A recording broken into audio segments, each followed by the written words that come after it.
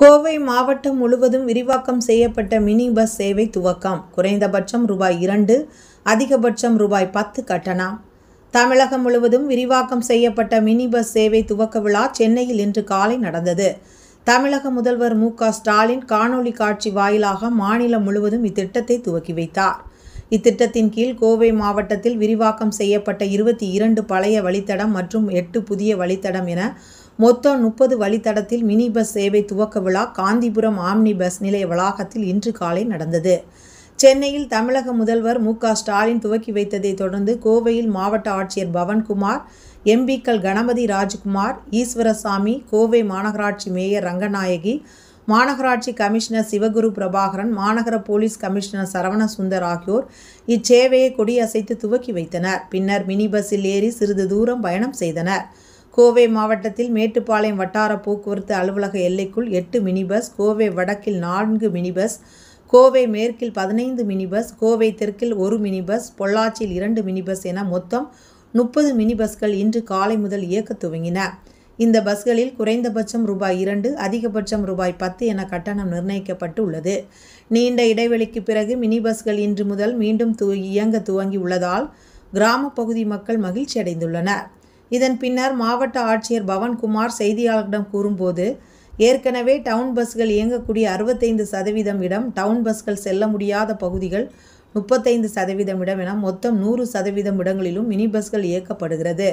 மாவட்டம் முழுவதும் இதுவரை 116 வழித்தடத்தில் மினி பஸ்கள் இயங்க அனுமதி அளிக்கப்பட்டுள்ளது. இது நகர்ப்புற பகுதி மக்களை விட கிராமப்புற பகுதி மக்களுக்கு பெரிதும் பயன் உள்ளது. மிக குறுகலான சாலையில் கூட இந்த மினி பஸ்களை இயக்கி மக்களுக்கு சேவை அளிக்க முடியும் என்றார்.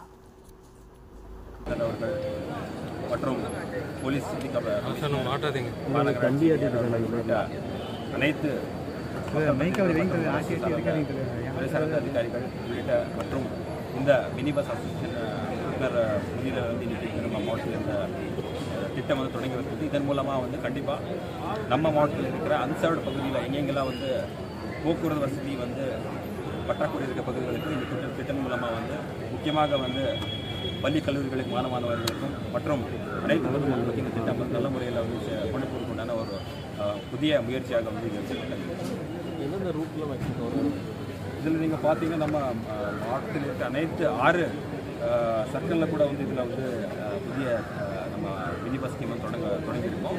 அதில் முக்கியமாக ஒரு 67 புதிய ரூட்ஸ்கள் எங்கெங்கெல்லாம் இவ்வளோ நாளாக இத்தனை வருஷங்கள் ஒரு பஸ் வசதி இல்லாத ஒரு கிட்டத்தட்ட 67 புதிய பஸ்கள் ரூட்ஸ்களை நம்ம கண்டறிந்து அதில் நம்ம கிட்டத்தட்ட ஒரு 92 பர்மிட்கள் வழங்கப்பட்டது.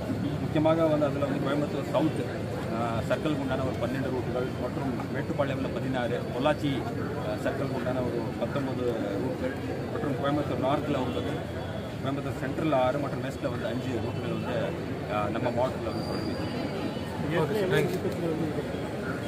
ஏற்கனவே இருக்கிறது 1999 இருக்கிற பஸ்கள் தொடங்கி இருக்கோம். அதுக்கு கூடுதலாக இந்த பஸ் வசதிகள் இதில் புதிய பஸ் ரூட்கள் இருக்கும் மற்றும் மைக்ரேஷன் ரூட்டில் இருக்கிற பஸ்கள் கூட